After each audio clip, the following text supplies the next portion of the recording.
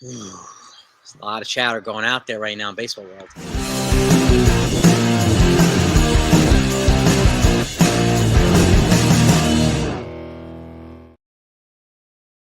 Happy Saturday, everybody. Hope you're all doing well. There's a lot of chatter going on right now in the baseball world, right? Especially as it comes to the Yankees. And that's what happens when there's no baseball going on. So rumors on this, rumors on that. And what do we do know? Well, we know Juan Soto met with the Red Sox. It was yesterday. He was impressed. They had a 3-hour meeting, and they made the pitch, adding to the Dominican connection there, combining him with Rafael Devers. And, the word is that they would plan on using him as a DH. Okay, now what we don't know is how much they would spend on him. They've already put $300+ million to Rafael Devers, and they're at the point now where they need pitching, and their young prospects are developing too. So there will be a force to be reckoned with. If they add a guy like Juan Soto, so be it. But obviously we want him to come back to the Yankees. So nevertheless, there's a lot of news that comes out to that, right? And we're waiting on news from Roki Sasaki, waiting on news for a lot of folks. So stay tuned. Just make sure you're sub to this channel and make sure your notifications are turned on. I will take care of the rest. I'll make sure you get every piece of information. And even if the Yankees aren't your team, whoever you might be rooting for, the Royals, the Brewers, the Reds, it doesn't matter. I'll get you all the info on them as well. When breaking news comes out, you'll get it. You have my word. Okay, and I thank you so much for your support. But I want to talk about, there's a player that keeps getting linked to the Yankees, and constantly in the last couple of weeks, right?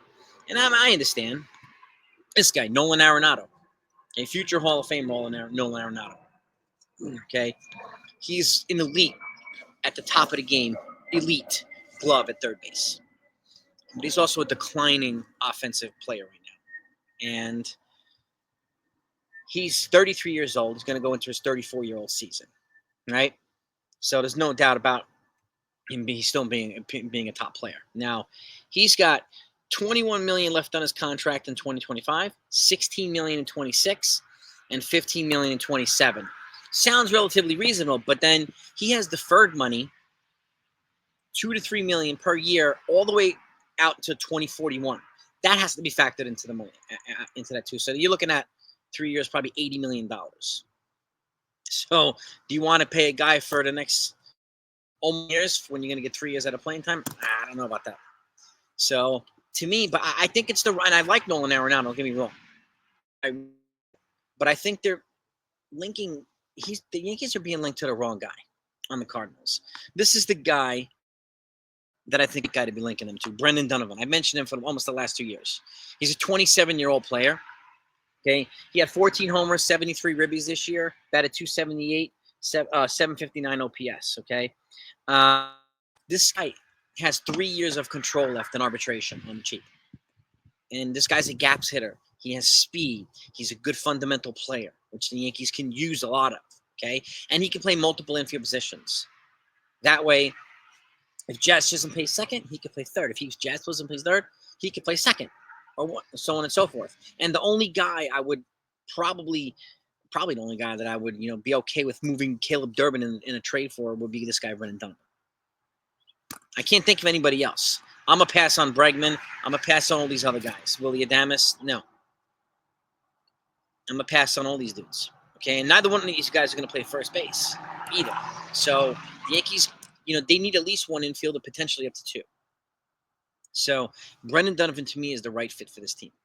That's lefty, okay, and he would be a perfect leadoff hitter for this team as well. And he's a gamer. And the fact is, the Cardinals look at potentially shed salary, and they're looking to get trade some bats for arms.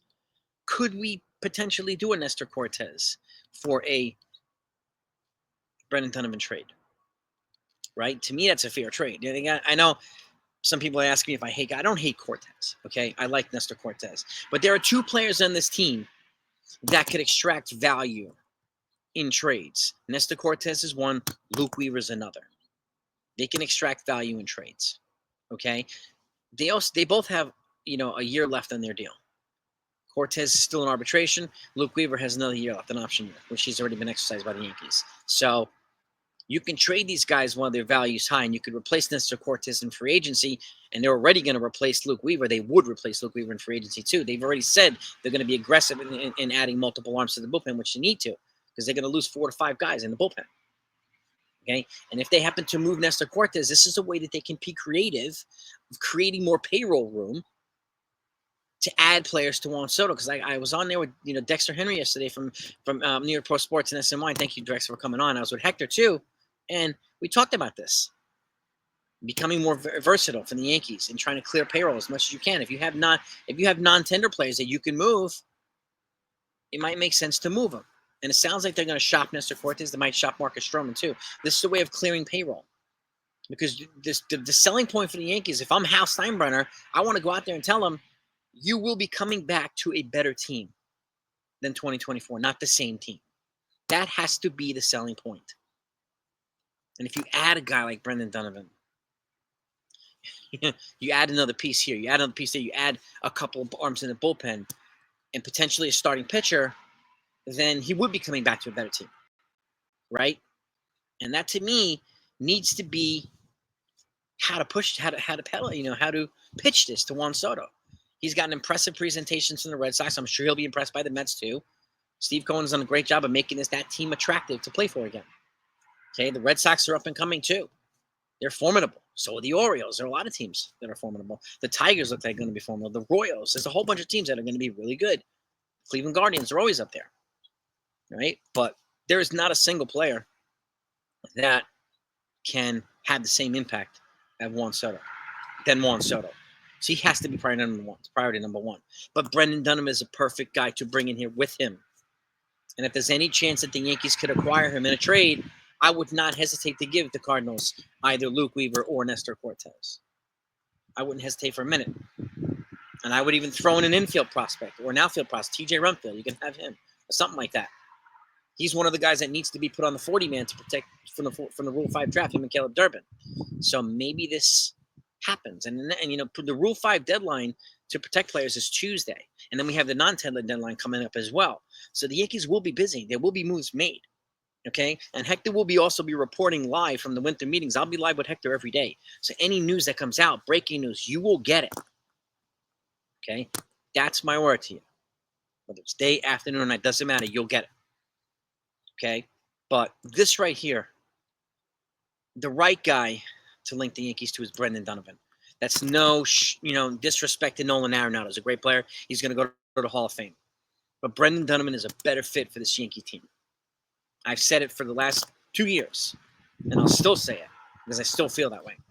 And again, he can help make this infield defense better. He can help make this lineup better, especially the top of the lineup.